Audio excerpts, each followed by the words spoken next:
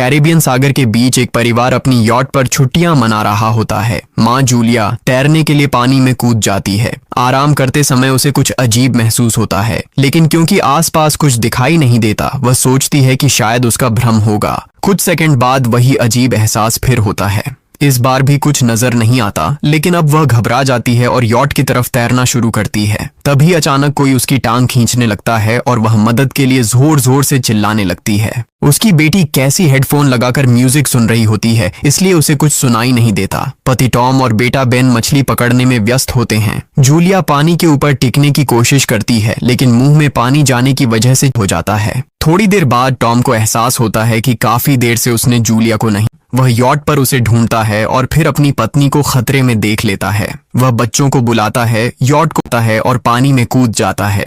जल्दी से जूलिया तक पहुंचकर उसे संभालता है और यॉट की ओर तैरता है। बच्चे दोनों को ऊपर खींच लेते हैं। परिवार है, लेकिन जूलिया खुद को समझाती है कि शायद लहरों की वजह से ऐसा हुआ होगा। रात को सब मिलकर बेन का जन्म दें। कैसी को उसके बॉयफ्रेंड का कॉल आता है, तो वह लैपटॉप लेकर बाहर चली जाती है। वीडियो कॉल में उसका बॉयफ्रेंड दिखाता है कि शहर के ऊपर बड़े बड़े काले बादल छा गए हैं। कॉल ग्लिच होकर फ्रीज हो जाती है। कैसी यह बात परिवार को बताने आती है, लेकिन टॉम कहता की वजह से सिग्नल कमजोर है। तभी सबको एक आवाज सुनाई देती है। वे सब बाहर जाते हैं और देखते हैं कि व्हेल मछलियों का एक समूह गुजर रहा है। टॉम समझाता है कि व्हेल मछलियां हमेशा पृथ्वी के मैग्नेटिक फील्ड को फॉलो करती हैं, लेकिन जब तूफान आता है तो वे कंफ्यूज हो जाती हैं। अचानक यॉट जोर से हिलती है और बेन गिर जाता है। टॉम को चिंता होती है कि कहीं यॉट को नुकसान तो नहीं पहुंचा, इसलिए वह डाइव करके नीचे चेक करने चला जाता है। कुछ देर बाद वह सतह पर वापस आता है, लेकिन उसके कंधे पर एक बड़ा घाव होता है। जूलिया तुरंत उसका जख्म सीती है। टॉम बताता है कि पानी के अंदर उसे ऐसा लगा जैसे उसके पीछे कोई बहुत बड़ा जीव था, लेकिन जब उसने मुड़कर देखा तो प्रोपेलर से कट लग गया। वह कहता है कि जो भी चीज थी बहुत बड़ी थी। टॉम को यॉट पर काफी नुकसान दिखाई देता है, इसलिए उन्हें मदद बुलानी पड़ती है।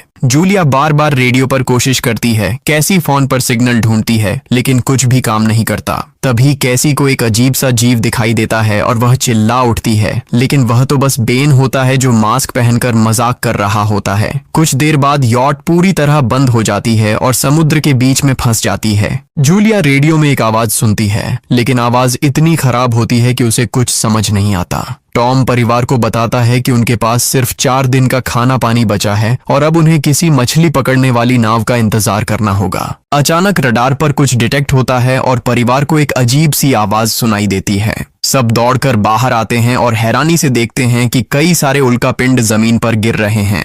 जहां जहां उल्कापिंड गिरते हैं वहां बड़े धमाके होते हैं। एक उल्कापिंड पानी में उनके पास गिरता है तो टॉम तुरंत यॉट को चलाने की कोशिश करता है। इंजन मुश्किल से चलता है, लेकिन तभी एक और उल्कापिंड उस इलाके को हिट करता है। परिवार डर के मारे एक दूसरे को कसकर पकड़ लेता है। तभी टॉम को समझ आता है कि जो आग के गोले गिर रहे हैं वे उल्कापिंड नहीं बल्कि सैटेलाइट्स हैं। उसी वक्त बेन देखता है कि यॉट से धुआं निकल रहा है। टॉम चेक करता है और कंफर्म होता है कि इंजन खराब हो गया है।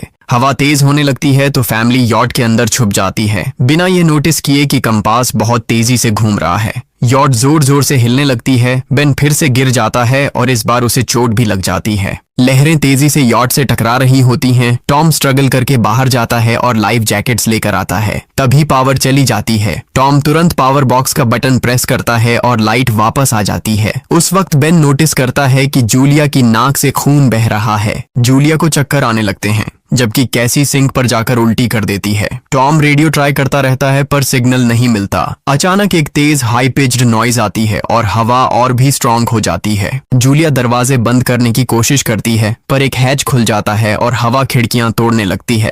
टॉम एक फ्लेयर जलाता है और थोड़ी देर बाद अंधेरा छा जाता है।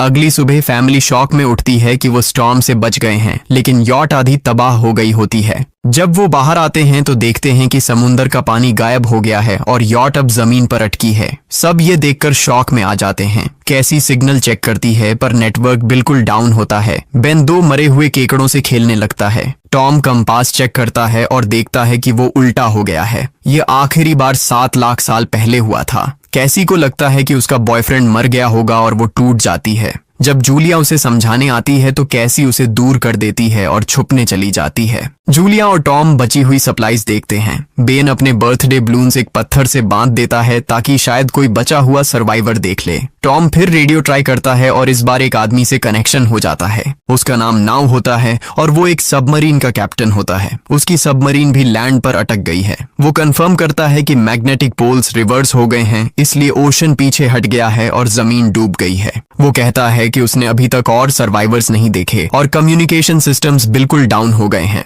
वो मजीद ये भी कहता है कि पोल्स फिर रिवर्स होंगे और शायद एक हफ्ते में समुंदर वापस आ जाएगा। वो फैमिली को वार्न करता है कि जितना हो सके ऊंची जगह चढ़ जाओ, क्योंकि जब पानी वापस आएगा तो वो बहुत खतरनाक होगा। वो बोलता है उसका पार्टनर क्रैश में मारा गया और सबमरीन में बस 3 लोगों की ही जगह है। जूलिया और टॉम उससे कहते हैं कि प्लीज हमारे बच्चों को बचा लो। वो उन्हें अपने कोऑर्डिनेट्स दे देता है। टॉम कैलकुलेट करता है कि सबमरीन तक पहुंचने में 2-3 दिन लगेंगे। वो फैमिली से कहता है आज रात अच्छे से आराम कर लो, कल सुबह हम निकलेंगे। अगली सुबह फैमिली सामान पैक कर रही होती है, तभी टॉम को पास में कुछ हिलता हुआ दिखता है। वो एक लंगड़ा आदमी होता है जिसके हाथ में हार्पून होती है और साथ में एक कुत्ता लगातार भौंक रहा होता है। टॉम उसके पास जाता है और उसे पानी की बोतल देता है, लेकिन वो आदमी कुछ ऐसी भाषा में बोलता है जो टॉम समझ नहीं पाता। पानी पीने के बाद वो अजनबी अचानक टॉम के सिर पर बोतल मारता है और चेहरे पर जोर का लात मार देता है। जूलिया डर के मारे भागती है, लेकिन तब तक देर हो चुकी होती है। वो आदमी टॉम के पेट में हार्पून घुसा चुका होता है। टॉम कुछ पल तक तड़पता है और फिर वो उसकी गर्दन भी काट देता है। फिर वो आदमी जूलिया के पीछे भागता है और उस पर हार्पून फेंकता है, जिससे उसके कंधे में चोट लग जाती है। जूलिया दर्द सहते हुए यॉट के अंदर भागती है और बच्चों को बोलती है कि छुप जाओ। वो दरवाजा लॉक कर देती है। कैसी और बेन सोफे के अंदर घुस जाते हैं। जूलिया उन्हें फ्लेयर गन पकड़ाती है और खुद एक चाकू लेकर बाथरूम में छुप जाती है। वो आदमी दरवाजे पर जोर जोर से धक्के मारता है और आखिर अंदर घुस ही जाता है। पहले वो थोड़ा खाना उठाता है और फिर यॉट में इधर उधर ढूंढने लगता है, फिर बाथरूम की तरफ जाता है, लेकिन जूलिया समझदारी से एक छोटे छेद से बाहर निकल जाती है। वो आदमी सोचता है कि जूलिया भाग गई, लेकिन जैसे ही वो धीरे से निकलने लगती है, उसका कुत्ता उसे देख लेता है और भौंकने लगता है। कुत्ता उस पर झपटता है तो जूलिया चाकू से उसे मार देती है। कुत्ते की चीख सुनकर वो आदमी बाहर आता है और अपने कुत्ते की लाश देखकर आग बबूला हो जाता है। इस बीच जूलिया यॉट के दूसरे साइड से अंदर जाने की कोशिश करती है। वो ऊपर चढ़कर टूटी हुई खिड़की से अंदर घुसने लगती है, लेकिन वो आदमी पहले ही वहां पहुंच जाता है। वो उसे पकड़कर जोर से मुक्का मारता है, जिससे वो नीचे गिर जाती है। जूलिया फर्नीचर पकड़कर बचने की कोशिश करती है, लेकिन वो आदमी उसे लात मारकर दूर फेंक देता है। फिर वो उसकी कलाई पर पैर रख देता है ताकि वो चाकू छोड़ दे, और फिर उसके बाल पकड़कर उसका चेहरा जमीन पर दे मारता है और सोफे पर फेंककर उसका गला दबाने लगता है। बच्चे ये सब कुछ देख रहे होते हैं। कैसी बाहर निकलकर फ्लेयर गन चलाती है जो सीधा उस आदमी को लगती है। वो जल उठता है और यॉट में आग फैलने लगती है। बच्चे तुरंत भाग जाते हैं, लेकिन जूलिया वापस आती है। वो उसे एक किक मारकर गिराती है, मैप और बैग उठाती है और वहां से भाग जाती है। बेन और कैसी अपने पापा के पास जाकर रोने लगते हैं। जूलिया भी उनके साथ बैठ जाती है और तीनों मिलकर आंसुओं के साथ टॉम को आखिरी अलविदा कहते हैं। तभी वो डरावना आदमी फिर यॉट से बाहर निकल आता है तो फैमिली फिर से भागने लगती है। कुछ ही देर में यॉट एक बड़े धमाके के साथ उड़ जाती है। थोड़ी दूर चलने के बाद वो लोग एक छोटे से झरने के पास रुकते हैं ताकि थोड़ा आराम कर सकें। कैसी सोचती है कि शायद वो पागल आदमी उनके पास गुब्बारे देखकर आया था। ये सुनकर बेन खुद को कसूरवार मानने लगता है। जूलिया उसे समझाती है कि इसमें उसकी कोई गलती नहीं थी और सबको आगे बढ़ने को कहती है, क्योंकि वो आदमी अभी भी उनके पीछे है। रास्ते में एक छोटे तालाब के पास बेन एक मरी हुई हैमरहेड शार्क देखकर हैरान रह जाता है। तभी जूलिया नोटिस करती है कि वो आदमी फिर उनके करीब पहुंचने वाला है। सब लोग दौड़ पड़ते हैं और एक रेत के टीले से नीचे गिर जाते हैं, जहां उन्हें जहरीला कचरा दिखाई देता है। फैमिली सावधानी से उसे पार करती है और लगता है कि उन्होंने उस आदमी से पीछा छुड़ा लिया है। चलते चलते उन्हें बड़े बड़े मरे हुए सी एनिमल्स और समुंदर के नीचे जमा हुआ सारा प्लास्टिक दिखने लगता है। बेन धीरे धीरे चलने लगता है तो जूलिया समझ जाती है कि वो डिहाइड्रेशन के करीब है। वो सबको रुकने को कहती है।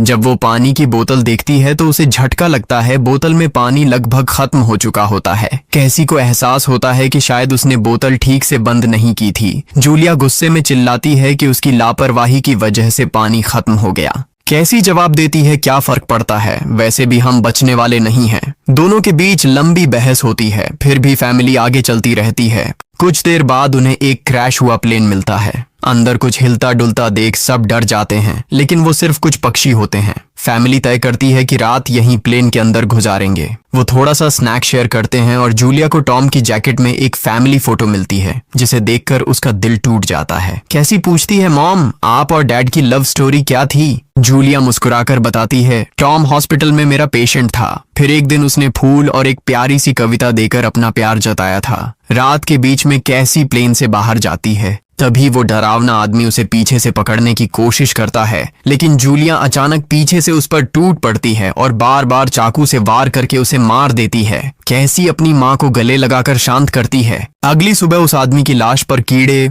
गुंड पड़े होते हैं।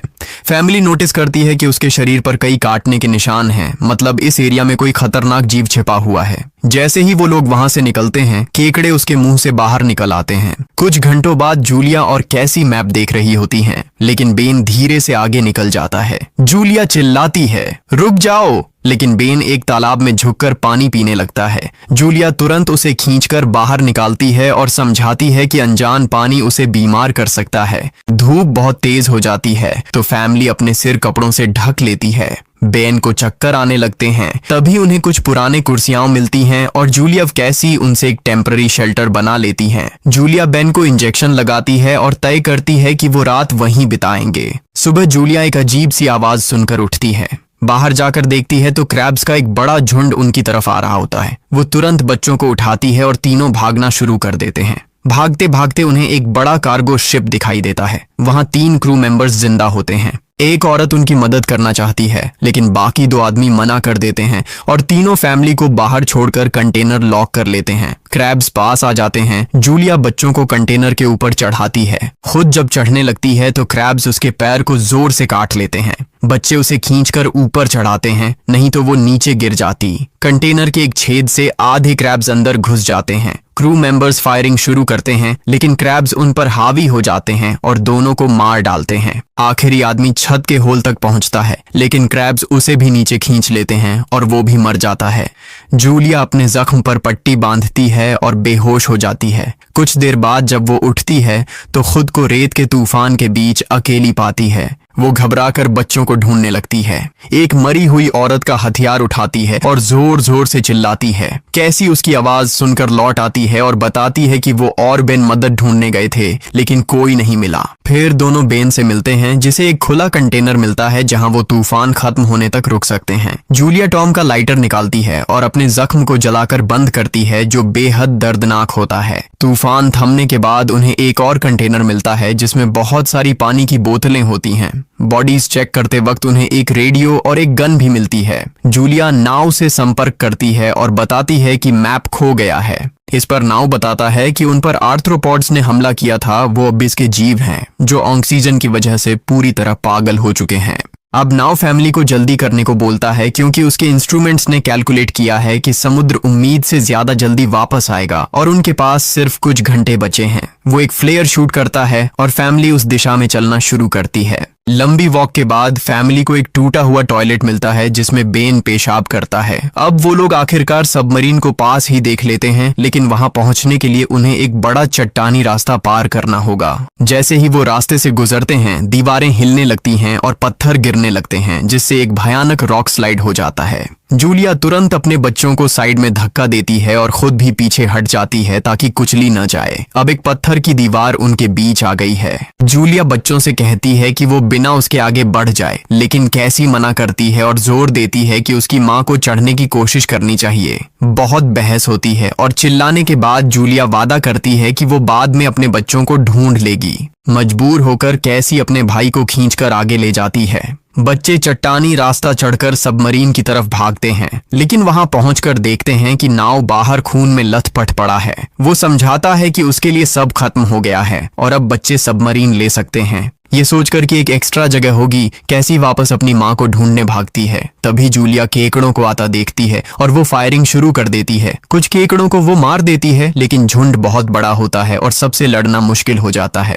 उसी वक्त कैसी दीवार के ऊपर दिखाई देती है और हाथ आगे बढ़ाती है तो जूलिया अपने घायल पैर के बावजूद तेजी से चढ़ना शुरू करती है। कैसी की मदद से वो दूसरी तरफ पहुंच जाती है और दोनों साथ में सबमरीन की तरफ भागते हैं। डेन पहले से ही ऊपर खड़ा होता है और फायर खोल देता है ताकि केकड़े डिस्टर्ब रहें जब तक फैमिली ऊपर चढ़ जाए। केकड़े नाव के शरीर तक पहुंचते ही तुरंत उसे खाने लग जाते हैं। जूलिया गन उठाती है और फायरिंग जारी रखती है जब तक बच्चे अंदर चले जाएं। जब वो सुरक्षित हो जाते हैं, जूलिया समझती है कि गोलियां खत्म हो गई हैं, तो वो गन केकड़ों पर फेंक देती है और अपने बच्चों के साथ अंदर चली जाती है। फैमिली हैच को अच्छे से लॉक करती है और खिड़की से केकड़ों को सबमरीन के चारों तरफ देखती है। इसी वक्त समुद्र वापस आ जाता है तो तीनों तुरंत अपनी सीटों पर बैठकर बेल्ट पहन लेते हैं और एक दूसरे का हाथ पकड़ लेते हैं। तेज लहरें सबमरीन को जोर जोर से इधर उधर फेंकना शुरू कर देती हैं, जिससे जूलिया को पूरी जर्नी के विजन दिखने लगते हैं और कैसी उल्टी कर देती है।